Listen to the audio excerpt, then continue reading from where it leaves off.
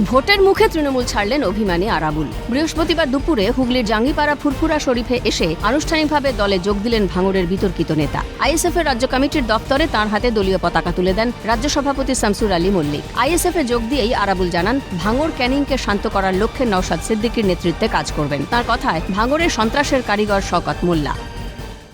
একটা কথা বলি, নওশাদ ভাই যে ধরনের মানুষ, অত্যন্ত দায়িত্বশীল ব্যক্তি, অত্যন্ত ঠান্ডা মাথার মানুষ। আমি চাইব যে ওনার সাথে কথা বলে ভাঙড় ক্যানিং কিভাবে শান্ত করা যায়, আমরা সেটা নিশ্চয়ই চিন্তা করব। আমি ইতিমধ্যে চেষ্টা করছি ওনার সাথে আজকেই রাত্রি কথা বলে কিভাবে ভাঙড় ক্যানিংয়ে এই একটার পর একটা ঘটনা ঘটছে।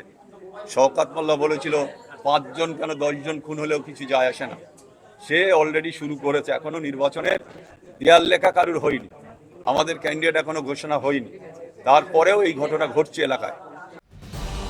এদিকে আইএসএফ বিধায়ক নওশাদ সিদ্দিকীর গলাতেও একই সুর। নির্বাচন আসতেই চেনা ছন্দে ভাঙড়। বোমা বানাতে গিয়ে মৃত্যু হয়েছে এক যুবকের। এই ঘটনার জন্য শওকত মোল্লাকেই দায়ী করেছেন আইএসএফ বিধায়ক। তাঁর কথায়, ভাঙড়ে বোমা, গুলি, হিংসা, খুন শওকত মোল্লা দায়িত্ব পাওয়ার পরেই হয়েছে। এই বোমাগুলি আইএসএফ তথা গণতন্ত্রের বিরুদ্ধে ব্যবহার করতেই তৈরি করা হচ্ছিল বলে অভিযোগ।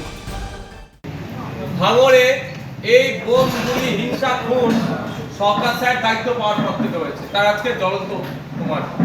এইরা ইতিপূর্বে এই ধরনের ঘটনা ঘটিয়েছে। আমাদের কর্মীদের বাড়ির অদূরেই বোমা রেখে আমাদের কর্মীদের ফাঁসানোর প্রচেষ্টা চালানো হয়েছে। এখন নিজের পোড়া গর্তে নিজেই ডুবেছে। এই বোমগুলো বিধানসভা নির্বাচনে আইএসএফ তথা গণতন্ত্রের বিরুদ্ধে ব্যবহার করতে চেয়ে তৈরি করা হচ্ছিল। পাল্টা শওকতের কাঠগড়ায় নওশাদ সিদ্দিকী ও তাঁর দল আইএসএফ। গত 5 বছরে ভাঙড়ের অনুন্নয়ন ও রক্ত নিয়ে যে হোলি খেলা, তার বিরুদ্ধেই তৃণমূল কংগ্রেসের লড়াই। এই লড়াইয়ে তৃণমূল কংগ্রেসের কর্মীরা বদ্ধপরিকর। যে ভাঙড় বিধানসভায় গত 5 বছরের যে অনুন্নয়ন, ভাঙড় বিধানসভায় গত 5 বছরে যে নওশাদ সিদ্দিকীদের যে রক্তের হোলি খেলা, ভাঙড় বিধানসভায় যে বিশৃঙ্খলার জন্য দায়ী যিনি, সেই নওশাদ সহ আইএসএফ, তাদের বিরুদ্ধে তৃণমূল কংগ্রেসের কর্মীরা এবং ভাঙড়বাসী লড়াই করে আগামী দিনে একদিকে অনুন্নয়নের যে কারবারি, সেই নওশাদের বিরুদ্ধে এবং উন্নয়নের পক্ষে তৃণমূল কংগ্রেস এই লড়াই চালিয়ে যাবে।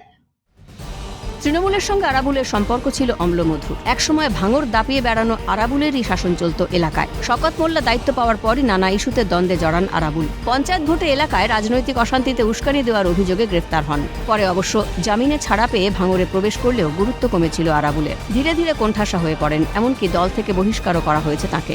বিভিন্ন সময় সাংবাদিকদের মুখোমুখি হয়ে ক্ষোভ উগরে দিয়েছেন ভাঙড়ের তাজা নেতা। অবশেষে তৃণমূল ছাড়লেন আরাবুল। এখন প্রশ্ন উঠছে, 26-এর ভোটে কোন আসন থেকে লড়বেন, ভাঙড় না ক্যানিং? তুঙ্গে জল্পনা। সুভাষ মজুমদার ও হরিপদ মণ্ডলের রিপোর্ট, ক্যালকাটা নিউজ।